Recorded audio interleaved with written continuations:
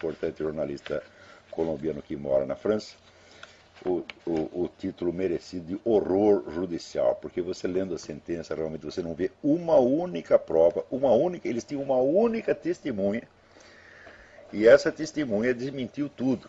Foi na procuradoria e fez uma declaração, porque eles tinham inserido no processo um memorial, um relatório dele, que teria sido encontrado no armário. Ele é um soldado, tem um armário dele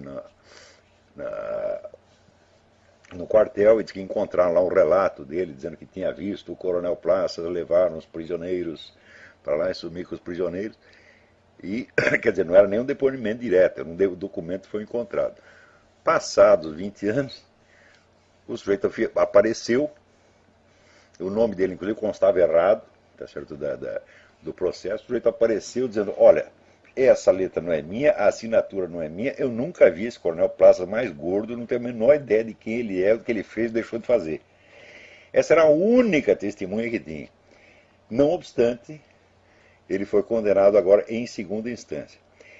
Olha, isto é para aprender definitivamente que com esse pessoal comunista não há acordo, não é possível convivência democrática de maneira alguma. Quando é que vão meter isso na cabeça?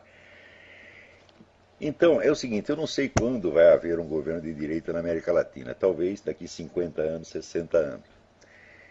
Né? Mas quando houver, seja eleito por meios democráticos, seja por golpe militar, por revolução, por qualquer outro modo, a sua obrigação número 1, seus idiotas, estou falando isso inclusive para aqueles militares brasileiros que hoje estão sendo perseguidos até agora, tá certo? E quando estiveram no poder não fizeram isso, a sua obrigação número 1 é educar o povo contra o comunismo, explicar o que foi o comunismo, explicar o que é essa gente, e criar a maior rejeição contra eles, uma rejeição tão intensa quanto se tem contra o nazismo. Hoje você sabe que nenhuma pessoa pode ser nazista em público, né? Se o sujeito se intitular nazista, bom, imediatamente todo mundo sabe que o sujeito é louco e ninguém mais leva a sério. A mesma coisa tem que ser feita com o comunismo. Agora, os militares brasileiros estiveram no poder 20 anos, ninguém até então tinha tido tanto poder quanto eles, não disseram uma palavrinha contra o comunismo. Eles faziam propaganda contra a guerrilha, contra a violência, etc, etc. Mas não queriam tomar posição ideológica. Isso foi de uma covardia, de uma estupidez fora do comum. Né? Então, não quiseram fazer a propaganda contra os comunistas, muito bem, os comunistas estão fazendo propaganda contra vocês até hoje, inventando história, inventando mentira. Tá certo? Aqui mesmo esse caso de torturados, né? Vários casos que eu examinei são obviamente falsos, eu não posso dizer todos, mas eu sei que o Brasil chegou a ter no máximo 2.000 prisioneiros ao longo de 20 prisioneiros políticos ao longo de 20 anos, e já tem 16.000 pessoas recebendo indenização. Quer dizer, alguma coisa errada tem. Tá certo? Mas vários casos dessas pessoas que se dizem vítimas da ditadura, ou que aparecem com denúncias contra a ditadura, eu examinei, são obviamente falsos. Inclusive tem aquele sujeito que diz que ele era um soldado naquele tempo, e o comandante mandou ele queimar uma pilha de papéis comprometedores, e ele diz: eu não tive tempo de queimar, então eu enterrei. Agora, faça as contas de quanto tempo você precisa para acender um fósforo e para abrir um buraco de 2 metros para esconder um monte de papel. Tá certo? Quer dizer, como ele não tinha 2 segundos para acender um fósforo, ele ficou 4, 5 horas lá fazendo um buraco. Quer dizer, o sujeito ele aparece para fazer um depoimento desse, está escrito na testa assim, vigarista. Hein? E, no entanto, esse depoimento foi aceito por essas comissões da verdade e outras coisas parecidas. Então, não que a ditadura não tenha cometido crimes, cometeu, e daí os caras que cometeram devem ser punidos, mas acontece que isso aí virou uma indústria. Agora, a dona Dilma, da qual eu não esperava nenhuma outra conduta, tá certo? Diz o seguinte, que o Brasil continua neutro e que a política de não intervenção nos assuntos internos de Cuba. Então a pilha, tá certo, de denúncias de abuso de direitos humanos que o governo brasileiro tem recebido sobre Cuba, é tudo jogado no lixo. E agora vai visitar Cuba, trocar beijinhos lá com o seu Raul Castro, tá certo? Diz: não vamos tocar nesses assuntos que são tão desagradáveis, porque estas denúncias não devem ser usadas para combate político e ideológico. Como não, sua filha de uma puta? Sua mentirosa vagabunda? Vocês usam isto como instrumento de combate político há 40 anos no Brasil. Agora, no caso de Cuba, não pode. Quer dizer, Cuba tem o direito de matar quem quiser, prender quem quiser, torturar quem quiser. Tá certo? Casos mais do que comprovados, quer dizer, o número de vítimas do governo cubano sobe a 100 mil, segundo o arquivo Cuba. Quer dizer, num país que tem uma população 16 vezes menor do que o Brasil, teve 50 vezes mais vítimas, tá certo? 50 não, muito mais. Então, e aí não pode usar para combate político e ideológico. Você viveu de quê?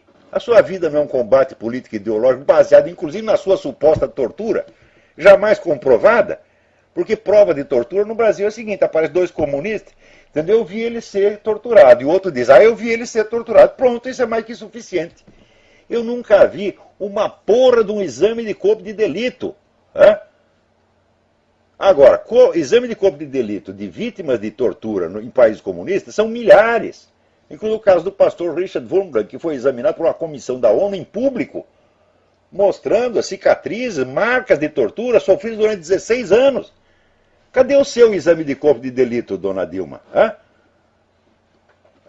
A sua prova de tortura foi o outro que comprovou e a senhora comprovou o dele. É sempre assim. Agora, como é que não pode usar como instrumento de combate político e ideológico? Se vocês vivem disso, o PT vive disso, esse governo vive disso. Agora, esses apelos dramáticos de... O curioso é que prisioneiros políticos cubanos continuam apelando ao governo brasileiro. Até surgiu a história de que aquela...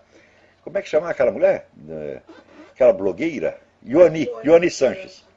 Ia pedir asilo político no Brasil, então já aparece o Marco Aurélio Garcia. Sim, só pode pedir exame político, só que daí a senhora vem para cá, a senhora vai ter que se abster de qualquer atividade política ou jornalística, tem que ficar quietinha no seu canto. Não é isso?